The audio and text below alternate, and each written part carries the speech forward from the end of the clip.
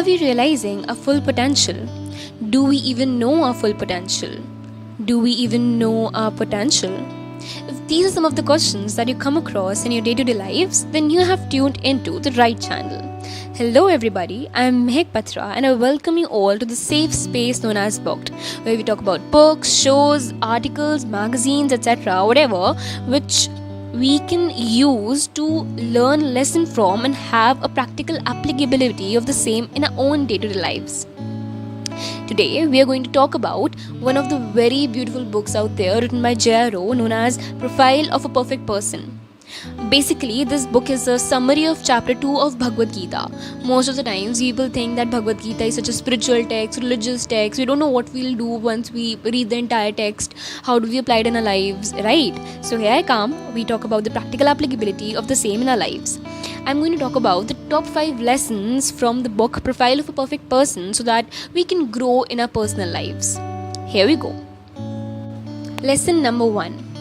As you think, so you are. In order to explain this statement, let's talk about a story.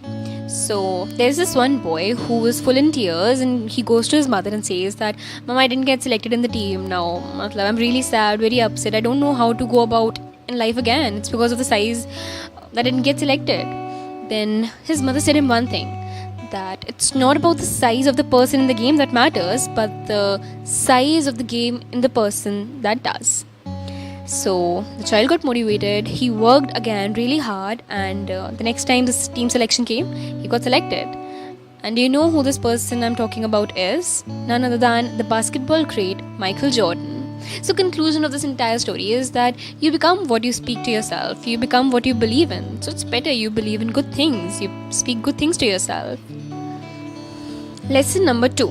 It talks about 3 kinds of yoga that each individual should indulge in order to make sure that they have a happy and a satisfied life. These are as follows. Number 1, Karam Yoga, that is the path of action. Number 2, Bhakti Yoga, that is the path of devotion. Number 3, Gyan Yoga, that is the path of knowledge. Let's talk about each one of these in detail. Number 1, Karam Yoga. I'll make sure that I'm talking about it in a very practical sense so that you don't feel ki what is she even saying, like yoga firstly and then all these kinds of yogas, what is this happening? So I'll talk about it the way J.R.O. talked about it in her book, alright? So she very clearly says that Karam Yoga is about finding your inner calling, and inner calling is nothing but Swadharma. It is something that helps you contribute to the nation and serve the larger set of humanity.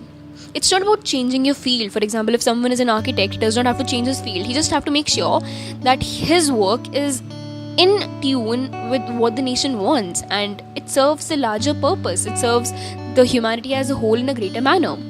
Also, there's one conversation or a dialogue between Krishnji and Arjuna in Bhagwat Gita, which I'm going to read right now. It's like this. If we don't contribute to the whole, all that will be left is a gaping hole. Let us all put in our best, our talent, gift or ability into this kund of nation. When the nation profits, benefits will automatically cascade down to all of us. So basically putting your 100% into the nation so that everyone benefits out of it. How can you do this? One of the very important aspects is to concentrate on every action without meandering into wasteful avenues of past worry, future and anxiety or present frenzy. So this was all that was there in the Karam Yoga. Now we'll be talking about the Bhakti Yoga. Second up is Bhakti Yoga. Bhakti Yoga, that is the path of devotion, does not mean that you have to leave everything behind. You have to put yourself 100% into devotion of the Almighty, and forget all your day-to-day activities, day-to-day chores, and just put yourself into the Sharan of Bhagwanji. Nothing like that. It does not say that. So Bhakti Yoga is an intense awareness of the bounty that you have been bestowed with a deep feeling of gratitude to that power. So once you know that what you have been blessed with, only then can you focus on how to use it, right? So Bhakti Yoga is about being thankful to whatever you have and making sure that you will put efforts to make it beautiful. It also talks about the concept of oneness. It's important to be a part of something and not apart, right? You have to be a part of the group and not stand apart. Once you are a part of the group, then you feel happy and joyous to contribute. There was an example given in the book that if your neighbor has purchased a Mercedes, why would you envy? Like, be happy that the person closer to you has Mercedes now. If you're happy, then the person might offer you to have a ride in it. If you're sad, if you're jealous, or if you're like, oh, why did he get it, why didn't I get it, if you feel like that, then you won't even get an offer to sit in the Mercedes, right? So just be happy in others' happiness, and be mindful of your actions in that regards. That was all for Bhakti Yoga. Now let's move on to the third yoga, that is Gyan Yoga. So the third type of yoga is the Gyan Yoga, that is the path of knowledge. Let's understand what does it teach us. So it teaches us that we should keep on learning and we should keep on growing, along with applying all those learnings into our personal lives and making sure that we are using it in such a manner that it is reaping benefit to the society in general, or society as a whole, right? It also talks about the two choices that human beings are bestowed with. Number one, the choice of action, and number two, intellect. Before telling the relation between the two, let me quote the lines from the book. It goes like this: most of the times we choose things that give us temporary happiness, and we choose this happiness because true happiness, as the author very clearly pointed out, is like poison in the beginning but nectarine in the end. That which is like nectar in the beginning and poisonous in the end is false happiness. So what happens most of the times is that our intellect stops working because we seek that false happiness and make the wrong choice. Conclusion being that we should make sure that we are using our intellect in such a manner that it's free from any bias or free from any clouds of confusions, so that we are able to make the right choice. So this was the Gyan Yoga. It's very important to summarize the three yoga that we have just discussed so that we are clear about what we have just discussed.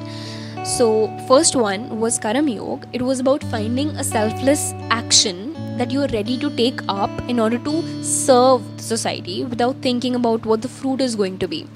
Second up was Bhakti Yoga, thinking that everyone is a part of a group. If everyone is working together, then there is no one against you who is going to pull you down. So make sure that you're working with the group and you're going ahead with it.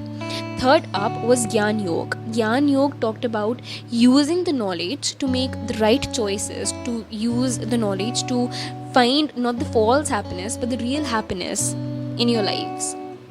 So these three are quite related to each other. Finding yourself, finding the people for whom you're finding yourself.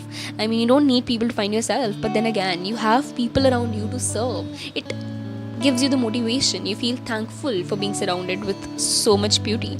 And number three, that keeps you going to do all those actions, right? So these three are quite interlinked to each other. I'm very happy that you should also be happy that you have learned about such a great thing today. Lesson number 3 is talking about renunciation. Again, renunciation is something which is very often confused by becoming a sannyasi, but it's nothing like that. It's about leaving few things, and those things are desire, attachment, craving, and ego.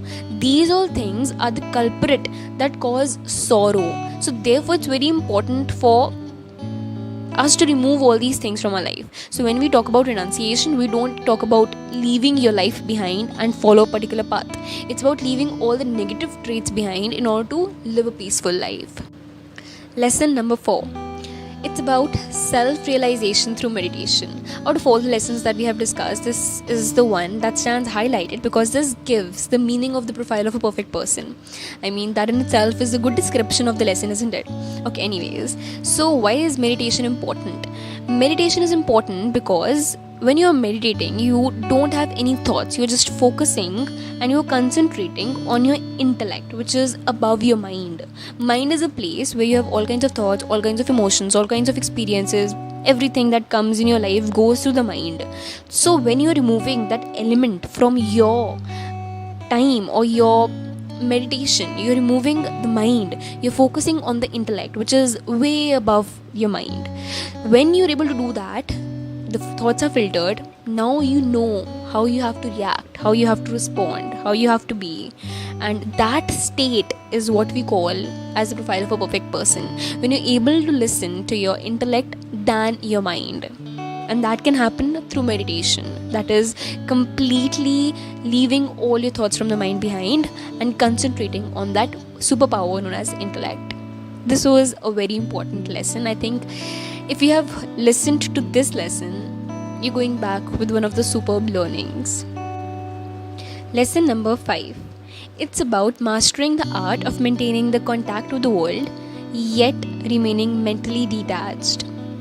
Now, what does the author say is that even if you're in contact with something that you're attached to, you will remain unhappy because that particular thing has the power to influence your thoughts, your actions, which will further bring unhappiness in your life.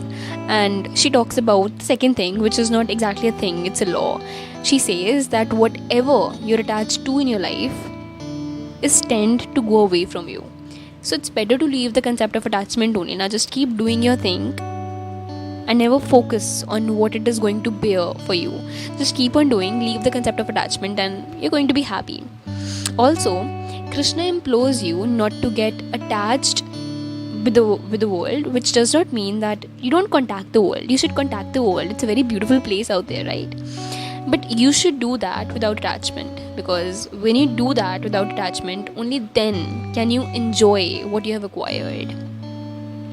So yeah, this was it. These are the 5 lessons that we have just discussed from this very beautiful novel, The Profile of a Perfect Picture.